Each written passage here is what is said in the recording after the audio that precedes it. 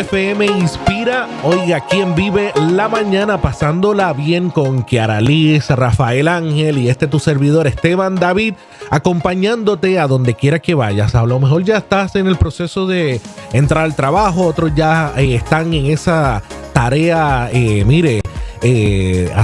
asignatura especial, trabajando, esforzándose, y algunos ya están trabajando, pero están a lo mejor en la carretera de camino hacia algún lugar que le enviaron. Pues mire, ahí usted puede mantener el 88.1 y mientras vas de viaje o estás haciendo los quehaceres de tu hogar, pues mire, se enriquece con todo este contenido que tenemos aquí para ti.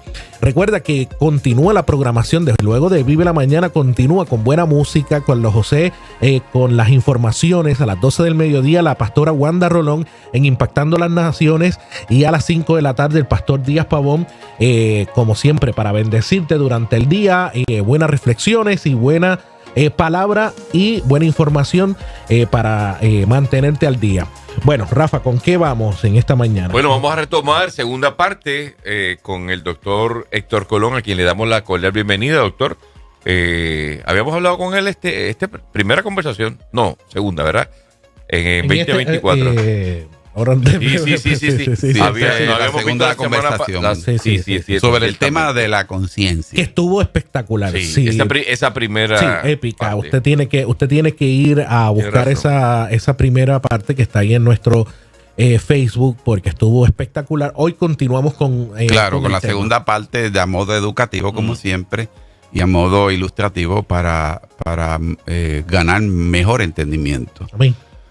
Cuando uno habla de la conciencia, que es el tema del cual nos estamos expresando, es de difícil abordaje, hay que reconocerlo, de difícil explicación, y un detalle que es de difícil explicación es que distintas disciplinas del saber humano lo han abordado. Uh-huh. Y claro, como distintas disciplinas del saber humano, la fisiología, la filosofía, el cristianismo y otras ramas por ahí para abajo, ¿no? Claro. Pues claro, uno está expuesto a una cierta información que uno no sabe de dónde viene. Uh-huh. Claro, porque es desde la perspectiva de un saber humano, y obviamente los saberes humanos tienen sus intereses y tienen sus agendas, lo nota. Claro.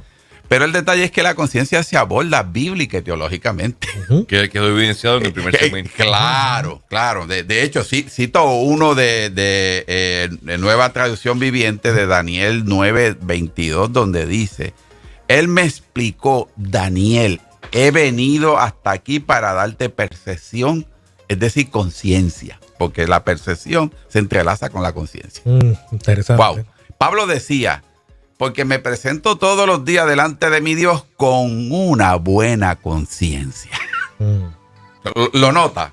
O sea, por lo tanto, ya bíblicamente está el manejo de la conciencia. Ahora, un punto que quiero resaltar como punta de lanza ahora es que las ciencias se metieron también a verificar qué es la conciencia. Y claro, en estudios realizados con escáneres cerebrales, en los momentos que una persona estaba asumiendo estar en estados de conciencia, se verificó que múltiples zonas del cerebro estaban siendo sincronizadas a través de descargas neurológicas. Es decir, que esto es real. O sea, esto es una actividad que es cerebral, punto. Es del cerebro, el cerebro lo hace. Y que para la hora en que el cerebro hace esas múltiples descargas, esa actividad es de carácter perceptiva, es de carácter fisiológica, es de carácter neurológica. ¿Lo notas? Por lo tanto, cuando tú le añades esos tres componentes, perceptiva porque es un proceso fisiológico, propiamente neurológica, ¿qué significa? Y se ve en este detalle trascendental. Significa que en el momento en que tú estás en un estado de conciencia y que el cerebro está participándote como soporte neurobiológico para que tú estés en ese estado de conciencia, son unos momentos específicos en que tú entras en una conciencia de quién eres tú, de tu realidad. Es decir, no estás en automático. no estás en procesos fisiológicos normales, anatómicos de memoria que estás metido, sino que rompiste toda la secuela, porque aquí estoy consciente de quién soy yo. Estoy consciente de mis propios pensamientos, estoy consciente de mi propia realidad, estoy consciente de qué yo creo, estoy consciente de mis emociones, estoy consciente de mis memorias. ¿Lo notas? Y la pregunta es, ¿qué tú vas a hacer en esos estados de conciencia? Porque es el momento que es el más ideal para tú tomar decisiones. Es decir, decisiones conscientes. Por eso Dios, puede ser que alguien no la utilice. Montones, miles. De hecho, las personas casi son autómatas de todo aquello en que continuamente están expuestos. Estamos tan y tan expuestos a procesos de mercadeo, a procesos visuales, a procesos de hacer procesos normales, rutinarios, sin mayor significado que la rutina. De hecho, en un estudio científico hicieron unos cuestionarios y verificaron que el 90% de nuestros comportamientos son rutinarios.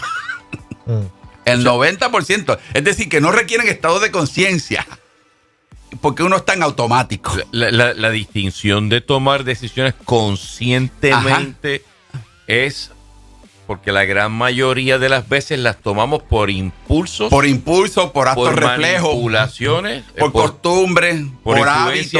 Deseo, porque se me activó una emoción y no es por nada, la emoción me empuja o me limita.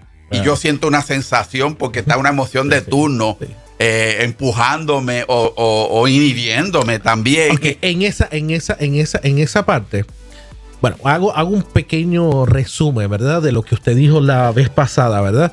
Que cuando uno nace, hay una parte de esa conciencia que está el bien y está el mal. Están pegados. Cuando habló del niño, ¿se acuerda cuando habló del niño? Que el niño rompe algo de chiquito y ya sabe como que hizo algo extraño. Algo diferente, algo que no sé si me lo aprueban o no está validado por mamá y papá. O sea, ¿quién le dijo eso? ¿Quién le dijo eso? Y ahí es que se reescribe el libro de la conciencia, porque ahí entonces el papá es el que reescribe. ¿Lo hiciste bien o lo hiciste mal? Claro.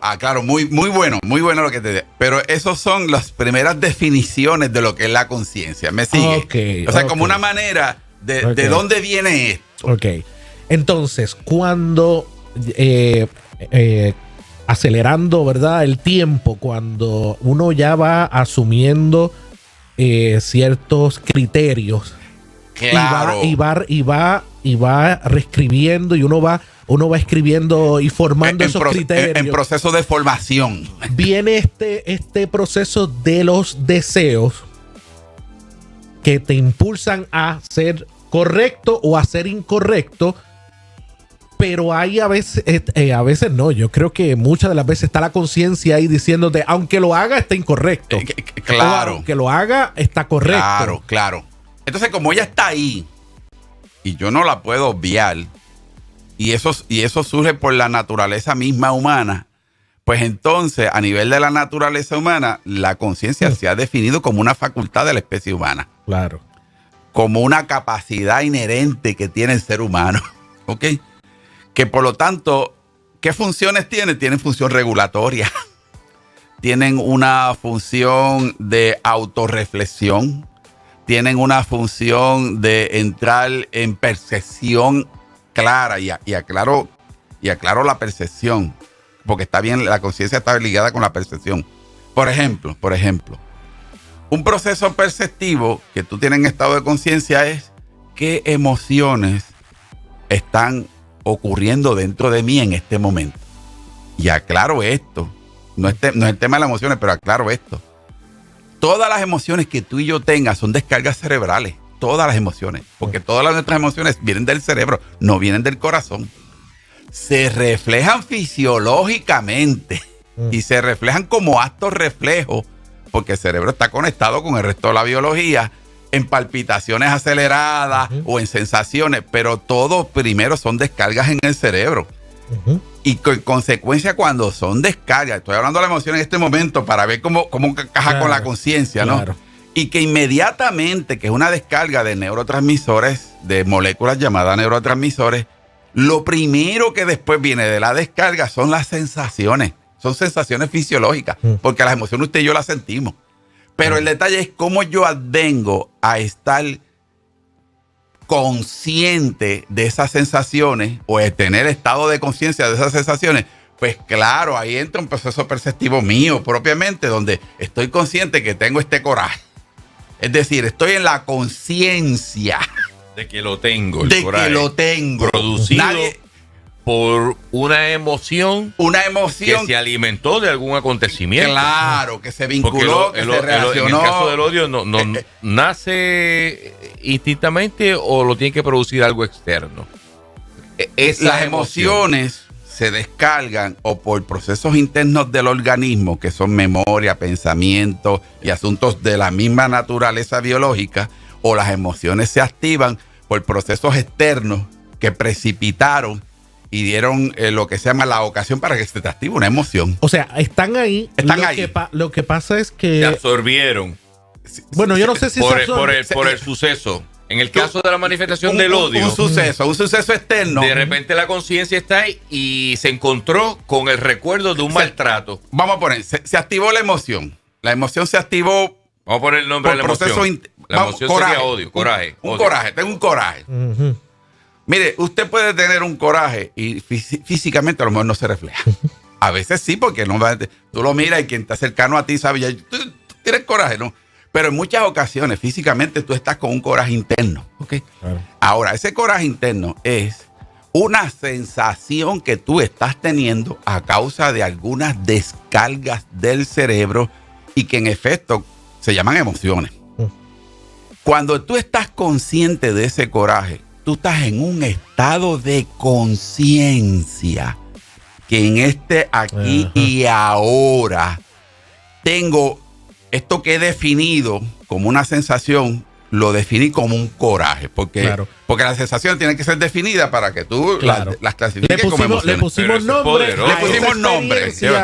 O ese sentir. Claro, ese sentir le puse una definición y se llama ¿qué? Coraje. Pero es poderoso, doctor Colón, porque lo que usted está acabando de decir ahora mismo es que el coraje lo puedo generar yo mismo. Sí. Sin echarle responsabilidad a nadie. O sea, claro. El corajudo que soy, no le puedo decir, Esteban, tú me estás provocando. O sea, pues claro, trasciende. Pues, o sea, claro, es aún más observa desafiante, esto. Entonces, ¿qué sucede? sea, ¿puedo provocarlo o no? Yo mismo lo puedo provocar. Porque activé una memoria, la alimenté y me conectó y me vinculó con un asunto y me dio el coraje. Okay. Ahí vino. Puede ser interno, nadie se metió, nadie interfirió, nadie incidió en ese proceso y tú tienes el coraje por una memoria activada o porque se vinculó y se relacionó con otro asunto y tienes tu coraje. O porque viste algo externo, porque claro, las ocasiones en que se activa pueden ser múltiples factores. Pero anyway, vamos a ponerle en el escenario. Tienes tu coraje de turno. Interno. Me gusta ese coraje de turno. El coraje producido por el día del mes. Está bueno. Claro. Entonces, de momento, que hay veces que la persona está tan sumergida en corajes continuos diarios que están en automático, no se dan cuenta, no entran en conciencia. Pero vamos a suponer que entras en una conciencia de que tengo este coraje. Okay. Por lo tanto, cuando entras en conciencia fue porque pudiste percibir ese coraje internamente de ti. Tienes ese coraje. Entonces la pregunta, ahí tienes tu voluntad sagrada que Dios te dio. Y ahí tienes tu libre albedrío que Dios te dio. ¿Qué tú vas a hacer con estas dos facultades espirituales trascendentales que Dios te las puso inherentemente a tu naturaleza humana, que es la voluntad y el libre albedrío que van de la mano? Esta es la facultad espiritual. Claro. Que va a impactar la natural, que es la neurológica. Claro. Por lo tanto, estás en estado de conciencia. Estás en estado de conciencia, que es el tema de que estás provisoriamente teniendo una emoción llamada coraje. Hay que controlarla. Claro, ¿qué te dice la Escritura? Me sigue. Que tienes que manejar con esa información que si tú le pones una decisión... Deme un break. Esto está claro. bueno. Ok. Usted priorizó en su estado de conciencia qué dice las escrituras. Porque la conoce. Porque la conoce, porque estableció, porque eso no fue... Porque si no la conozco y no me influye, ok, pero eso no tiro a matar. Eso no fue aleatorio, o sea, no fue por casualidad, fue que usted decidió que todas mis emociones, o eso que le llamo enojo, cuando suceda, cuando yo me enoje, claro, estoy en el estado de conciencia de priorizar qué dice la Biblia de esto, porque hay gente que no. A eso voy. Así lo maneja el que tiene el conocimiento. El que no tiene el conocimiento de lo que dice la palabra va a meter el fuete. Claro. Como consecuencia del coraje. Ok, tengo este coraje. Estoy en estado de conciencia, porque el cerebro me le dio el estado de conciencia. Estoy ahora, en el aquí y ahora, consciente de que tengo coraje. Déjame ver cuál es la prioridad por mi libre albedrío que Dios me dio. Y la escritura lo primero que me dice, no se ponga el sol sobre nuestro ojo. ¿Qué tú vas a hacer con eso? ¿Cómo tú vas a manejar con ese coraje? Señor, yo soy así. Resuelve claro, tú. Claro. Quítame esto. Observen esto. Es natural que el coraje me pueda incidir y me pueda tentar a tomar decisiones incorrectas, ¿cierto? Es natural que el coraje me lleve a generar alguna conducta que pudiera estar después. Ejemplos hay cientos. Claro, es natural que me lleve ese coraje a generar una decisión o una acción. Porque aclaro, cuando viene el coraje que está en un estado de conciencia en el aquí, en el ahora, ¿qué tú vas a hacer con ello? Porque ese coraje te hace propenso. Ese coraje que está de turno te hace propenso. Te hace inclusive vulnerable a que tomes una decisión, a que generes una conducta, a que generes unos pensamientos. Y la Biblia me dice, no se ponga el sol sobre vuestro enojo, ni deis lugar al diablo. Por lo tanto, y esto lo digo espiritualmente hablando, en la medida de mi relación íntima con Dios, en mi medida de yo haber conocido a Dios, en mi medida de haber validado a Dios en mi ser interior, yo me siento emplazado a que tengo que perdonar. Claro, porque escribe, reescribe o escribe en su conciencia eso y valida la palabra. Utilizas la conciencia para validar cuál es la postura de Dios frente a este coraje que estoy experimentando. Y hermano, voy a hablar muy claro. Ahí es que se vive la verdadera y más trascendental experiencia espiritual. No es en el carnet que tengo de membresía de la iglesia. No es en el ministerio que hago. Wow. No es en la iglesia que asisto. No es la posición ministerial que ocupo. Discúlpeme, pero nada tiene que ver con eso. Estás en tu humanidad, tu espíritu y tu alma frente a unas sensaciones. La lucha.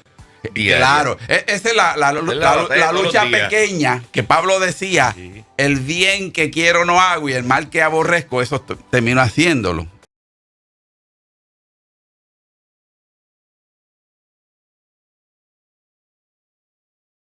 Ok, por lo tanto, entrar al manejo, y mira cómo se define, entrar al manejo de esa emoción que está de turno, vine a percibirla por mi estado de conciencia y que procedí conforme a las expectativas de Dios o al principio de Dios o a lo que Dios quería que yo hiciera.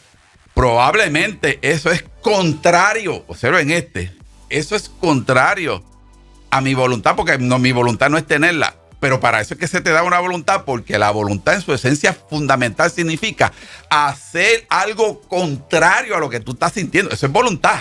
Fuerza de voluntad es hacer algo contrario a lo que tú sientes, hacer algo contrario a lo que están esperando de ti, porque ahí haces el ejercicio de tu voluntad. Porque tu voluntad no es un adorno ni un accesorio en la vida espiritual. Tu voluntad es un poder que se te otorgó para que cuando vengan esas cosas que son fuertes, entonces la voluntad tuya es más fuerte porque estás concediéndosela a Dios y estás ejercitando tu voluntad haciendo cosas contrarias a lo que se supone que tenía que hacer, que era reventar en coraje o cometer una acción. ¡Wow!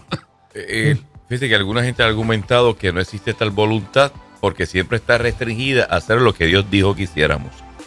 Que plena voluntad, algunos argumentan que no existe. Sin embargo, interesante lo que usted acaba de mencionar, porque yo tengo la determinación de someter mi voluntad al criterio divino, al criterio de Dios, o al de las tinieblas, o al del mismo diablo. Y esa es la mejor evidencia de que tú eres dueño de tu voluntad. De hecho, yo decido a quién se la someto.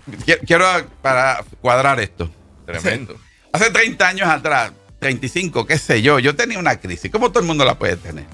Y la crisis me golpeó tan duro que yo me fui de rodillas delante de Dios y le digo a mi Señor, en este asunto yo quiero que tú hagas tu voluntad. Y se la pedí como jamás yo había pensado que un ser humano podía pedir a Dios que él hiciera su voluntad. Me acuerdo. Y fui tan insistente con Dios, Señor, haz tu voluntad en esto, haz tu voluntad en esto. Y un día estoy pasivo, tranquilo, y la respuesta de Dios interior a mi conciencia fue, pues mira, tú quieres que yo haga tu voluntad en tu vida, pero mientras tú seas dueño de tu voluntad, se te va a hacer imposible hacer la mía. Mientras tú te creas el soberano de tu voluntad, se te va a hacer imposible la mía porque tú no me la sueltas. Ay. Esa es la lucha diaria. Y le pregunto, y cierro esto porque eso me transformó mi vida. Y Señor, entonces, ¿qué hago? Y me dice, dámela en ofrenda diariamente. Y yo, ¿qué? Hermano. ¿Cómo se hace eso, doctor? Pues que me presento cada mañana con una conciencia limpia. Y le digo, haz tu voluntad en mí y yo como ofrenda a ti, te presento la mía. Amén. Poderoso. ¿Qué número es este segmento? Parte 2. Demasiado de poder. Parte 3, yo creo. Este segmento uno no puede cerrar los ojos. Uno tiene que estar ahí atento porque si uno se va por un minuto se tiltea uno. El doctor, miren lo que nos comenta y nos apoya a la distancia, Kiara. Hay personas que aunque tengan conocimiento de la palabra, ¿entiendes? La palabra de Dios, no han decidido estar en conciencia de ella para usarla como filtro a sus acciones y andan en automático. Wow. Estoy de acuerdo. No hay un nivel de conciencia activo. Ella no comparte ese. Eso, ahí es donde yo decía que pueden tener conocimiento, claro, pero no está escrito. Lo digo escrito haciendo una ilustración de que la conciencia es como esta libreta, ¿verdad? Que uno va escribiendo y priorizando cosas y organizando. Si yo voy a ejecutar algo, a lo mejor la gente puede ser diferente, ¿verdad? Pero si yo voy a ejecutar algo, pues en mi mente voy organizando lo que yo voy a ejecutar. En mis pensamientos, claro. En mis pensamientos voy ejecutando. Y mientras voy pensando el orden que lo voy a ir haciendo, ahí está la conciencia diciendo correcto, incorrecto, correcto, no, esto debe de ser así, esto debe de ser así. Por eso fue que al inicio le pregunté, hay personas que podrían no utilizar la conciencia. Claro, eso no sucede todo el tiempo. Hay a veces que lo hago por impulso, cometo errores, hay otros que me salen bien. Somos seres humanos y ahí, como usted dice, viene la parte espiritual de como que a someter esos impulsos claro, a la palabra. No en balde, insisto, y creo que este es el jaque mate. Insisto en que Pablo decía en las Escrituras, porque me presento a Dios todos los días con una libre conciencia. Ay. Oh, por favor. Es decir, tengo conciencia de que a mi haber y en cuanto a mí ha dependido, he hecho las cosas correctamente. Qué poderoso, qué poderoso. Vuelvo y repito, Pablo se podía presentar con una conciencia limpia y eso era su ofrenda individual que él le daba a Dios. Y en esa conciencia Pablo podía decir, en cuanto a mí ha dependido, he siempre tratado de hacer lo que es correcto delante de mi Dios. Wow. Lo voy a decir en mi forma coloquial. Vengo con libreta en blanco para que tú escribas. Wow. Y definas. Y definas. En mí, mis emociones, mi conciencia, lo que tú estipulaste que iba a ser el diseño que habrías de hacer conmigo. Porque cuando lo miro, entonces panorámicamente este es el diseño de Dios. O sea, cuando yo tengo estado de conciencia, pues eso es parte de lo que se le colocó al diseño que Dios me dio. Pues por lo tanto tengo que utilizarla para asuntos de su gloria y de su honra. Doctor, ¿dónde la gente puede conectar con usted, conseguirlo, invitaciones? Creo universidad. Sí, universidad. Sí, queremos brevemente anunciar el próximo curso de neuroteología cristiana. Neuro es el cerebro y cómo los procesos espirituales de nuestra fe cristiana están vinculadas al órgano llamado cerebro, ¿verdad? El próximo curso empieza el sábado 3 de febrero. Y de hecho ya mismo se harán algunos anuncios aquí en la emisora. Claro. Es un curso de neuroteología cristiana. La clase va a ser un sábado al mes. Y es un curso que, mire, vamos a estar tocando todos estos temas a nivel neurológico, a nivel fisiológico, pero a nivel espiritual, teológico de las escrituras. Ese es el ABC de neuroteología cristiana. Son temas emergentes, son temas nuevos, son temas trascendentales y temas educativos para que le dan herramienta al pueblo de Dios, ¿verdad? Con esto. Acuérdense, la iglesia está viviendo el siglo XXI. Lo que hace 50 años no existía, hoy día son normas dentro de la sociedad y entendimiento que la iglesia debe tener la renovación de los conocimientos, y eso es lo que se pretende con neuroteología cristiana. Teléfono 787-504-8989. Teléfono, repito, 787-504-8989 para información y orientación sobre el curso de neuroteología cristiana. Gracias, doctor, por estar con nosotros. Gracias por estar. Poderoso temazo. Compártalo. Está disponible en nuestra página de Facebook, también en nuestro canal de YouTube. Oiga, le pregunto, año nuevo, risa nueva. Vamos a preguntarle a Fela, que viene a darnos esos consejos en cuestión de segundos. Consejos de nuevo año, Fela. Año nuevo, risa nueva con Fela. Ay, vamos a ver qué pasa. En la tempestad